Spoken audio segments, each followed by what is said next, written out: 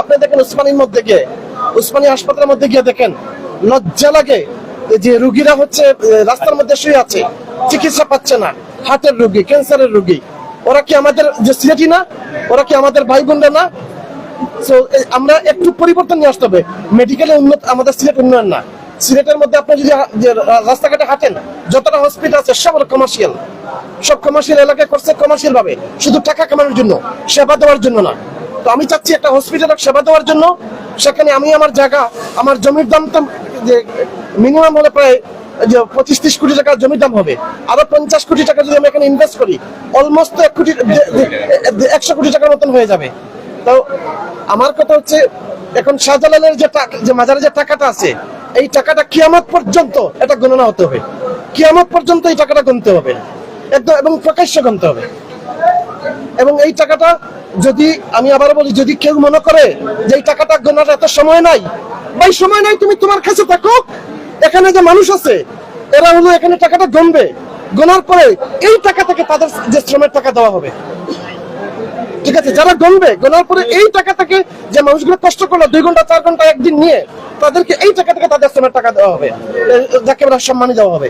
আর এই টাকাটা, মাজারের টাকাটা, আমি বলতেছি এই টাকাটা যেন লুটপাট না হয়, এই টাকাটা যেন লুটপাট না হয়। আর তারা যদি মনে করে যে তারা কখনো এই টাকা নেয় নাই, এই যে কিছু কিছু নতুন কথা আসতেছে, সমস্যা নাই, সরকার তদন্ত করুক, তারা যদি নির্দোষ হয় তারা তো নির্দোষ, আর নির্দোষ যদি না হয় তাহলে তারা ক্রিমিনাল।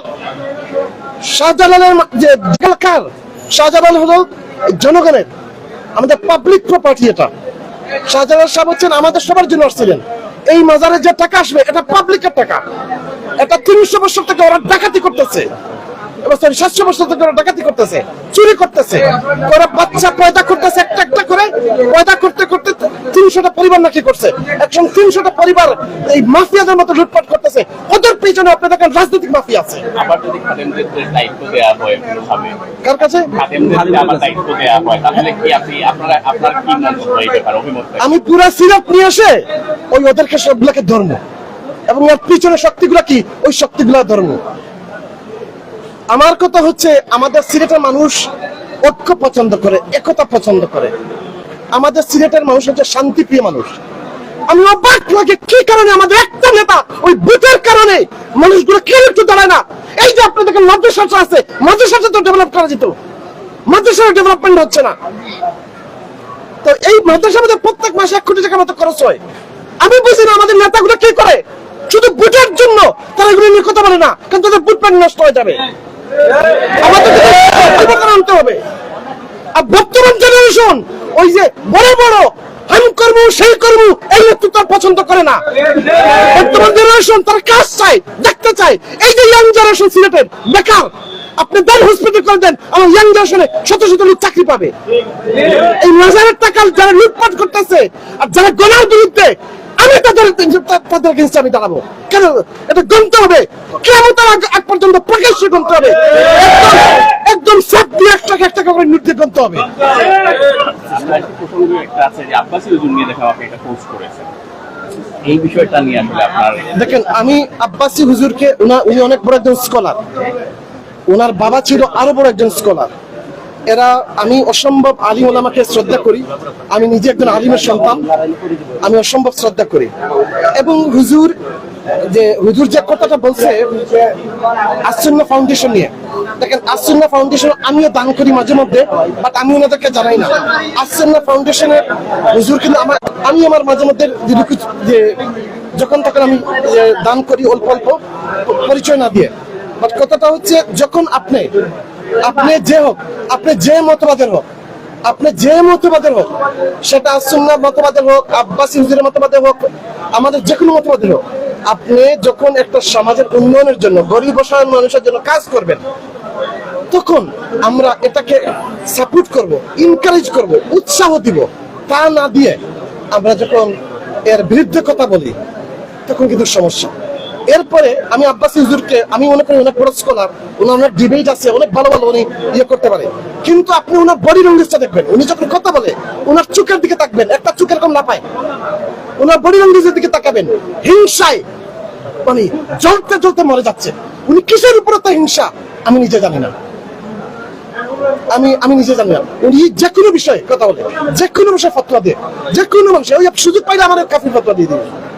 মানে এই মানুষটা হচ্ছে এরকম এরকম আমি উনাকে আমি অনেক বড় একজন যে স্কলার মানে আমি বিশ্বাস করি, বাট আমি মনে করি ওনার একটু মানসিক চিকিৎসা করানো দরকার, কারণ এই উনি উল্টাপাল্টা কথা বলতেছে, এটা ঠিক না। আমি এটা ওনার প্রতি অনেক আমার শ্রদ্ধা, সেই শ্রদ্ধা থেকে বললাম। আমি Thank you. আমরা একটু শুনতে চাই আসলে যে আমরা দেখছি যে সোশ্যাল মিডিয়ায় একটা বিষয় আলোচিত হচ্ছে, আপনি ভয়েস রেজ করছেন সিলেটের বিষয়ে কিংবা সিলেটের উন্নয়নের ব্যাপারে আপনি যেটি বললেন যে আপনার কিছু চিন্তা ভাবনা আছে, পরিকল্পনা আছে, অনেক ইস্যু নিয়ে আপনি কথা বলছেন। আপনার যতটুকু আমরা জানি যে আমাদের HPM এর সাথেও একটা সুসম্পর্ক আছে, একটু গুড লিস্টে আছে। তো এইটা কি কোনো ইঙ্গিত দেয় কিনা যে আপনি আগামী সিটি কর্পোরেশনের মেয়র পদে ইলেকশন করার ব্যাপারে? দেখেন, আমি এটা প্রকাশ্যে বলতে পারি,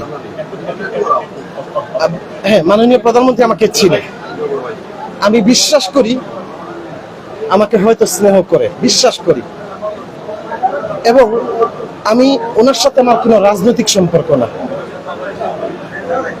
অনেক বিষয়ে আমি ওনার সাথে আমি যোগাযোগ করি, আমি কখনো কোনো পলিটিক্যাল ভাবে আমি ওনার সাথে যোগাযোগ করি না।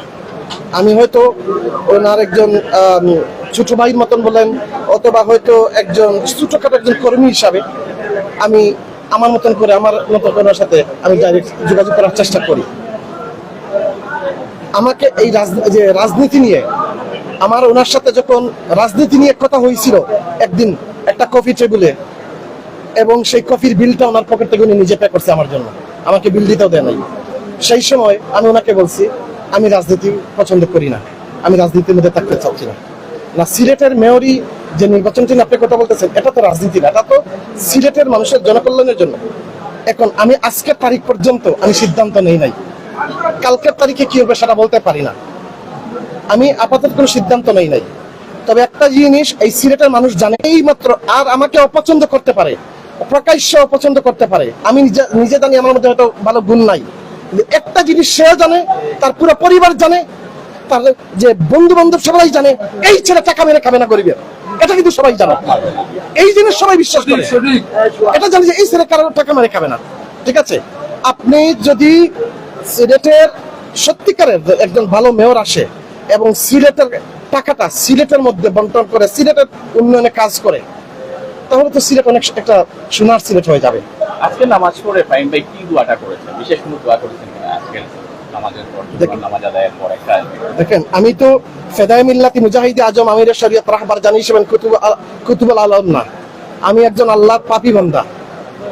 আমি সবসময় আমি দোয়াগুলা করি বেশি অংশ সাজদার মধ্যে, এবং আমি আল্লাহর কাছে একটা জিনিস শুধু সবসময় দোয়া করি, আল্লাহ আমাকে হযরত আবু বকর সিদ্দিক, হযরত ওমরের রাজনীতি করার সুযোগ করে দাও, যেতে মানে এলাকা আমাদের সিলেটের উন্নয়নের জন্য, আমার মানুষের উন্নয়নের জন্য সততা নিয়ে কাজ করার। কারণ আমার জীবনে একটা শখ, আজকে বলি কোনদিন হয়তো মরে যাব, শখের একটা কথা বলি। আমি মাত্র হুজুরের সাথে কথা বলে আসছিলাম, আমি খুব ছোটবেলা থেকে আমি শাহাদাতের মৃত্যুর ভিক্ষা চাই আল্লাহর কাছে, আমি ভালো কিছু করে শাহাদাতের মৃত্যু মরতে চাই।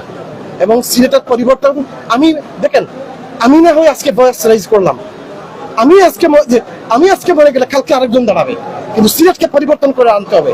এই সিলেটের সবাইকে একতা করে এই মাফিয়া রাজনীতি থেকে আমাদের সিলেটকে বাঁচাইতে হবে সবার আগে। সিলেট ধর্মবিরু বা ধর্মপরায়ণ আমরা দেখি, একটা বায়াস হয় আপনি, তো এটা যে আপনার অনেক সময় ভিডিওতে আমরা দেখি যে মিউজিক ভিডিও অ্যাড করে, এইটার কারণটা কি?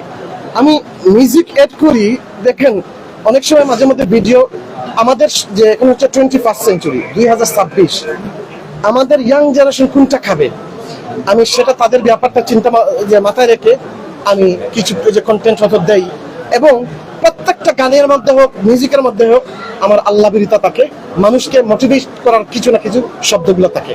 এটা হচ্ছে মাজারের যে কমিটি, ব্যবস্থাপনা কমিটি হয়েছে, হ্যাঁ, অনেকেই আছেন, অনেকেই নাম শোনা যায়নি, অনেকেই হয়তো ডিজার্ভ করেন।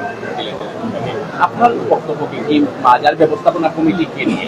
এটা তো 1 মাসের কমিটি, 1 মাসের কমিটি, এরপরে তো কমিটি 1 মাস পরে তো ওনার দায়িত্ব শেষ, এটা নিয়ে কথা বলার দরকার নাই। তবে আমি মনে করি কমিটিটা হয়েছে, রেজাল্ট আমরা কি পাই। তবে আমি এতটুকু বলবো যে আবারও বলতেছি, কিয়ামতের আগ পর্যন্ত এই টাকা যে দরকার টাকাগুলো হচ্ছে প্রকাশ্য পাবলিকের সামনে এটা গণনা হতে হবে।